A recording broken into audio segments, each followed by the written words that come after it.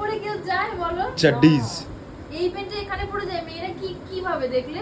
মেয়েরা বুকের ভাঁজ দেখাচ্ছে, সেটাতে কোনো প্রবলেম নেই। ব্রা প্যান্টি পরে আপলোড করে দিচ্ছে সোশ্যাল মিডিয়াতে, সেটা কোনো প্রবলেম নেই। ছেলেরা একটা হাফ প্যান্ট পরেছে, সেটাতে প্রবলেম। এই হাফ প্যান্ট পরে কেউ যায়, তারপরে রাত্রিবেলা শুয়ে থাকে মানুষে।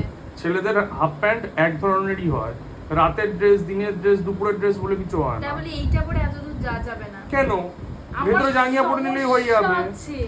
সবাই দেখে নেবে। তো ভেতরে জাঙ্গিয়া পরে নিলেই হয়ে যাবে। এইটা পরে কেউ যায়? ছেলেদের তো প্রবলেম কিসের? আমাকে একটা কথা বল।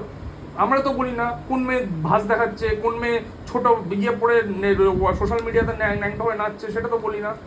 ছেলেরা একটা হাফ প্যান্ট পরেছে, সেটা তো প্রবলেম। ওরম বলিস না। কেন?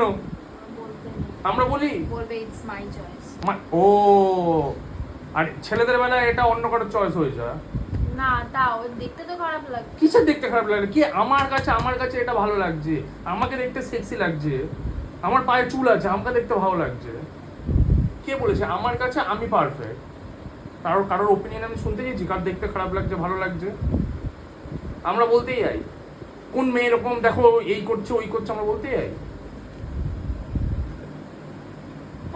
তাও তো ভাই হাফ প্যান্ট পরেছি ভাই, এতখানি আসছে, এতখানি আসছে, কি প্রবলেম? জাঙ্গিয়া তো আর পরে যাচ্ছি না। জাঙ্গিয়া পরে আমি যাবো গোয়া যাই,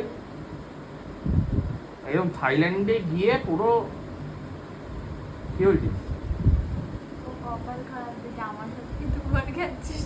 এটা তো আমি মানি ভাই, থাইল্যান্ডে ভাই গার্লফ্রেন্ড নিয়ে যেতে হচ্ছে। হে ভগবান, please save me, please, at least. আমি ছাড়া তো যা হবে। দাঁড়া না ভাই, দাঁড়া। হবে না। দাঁড়া।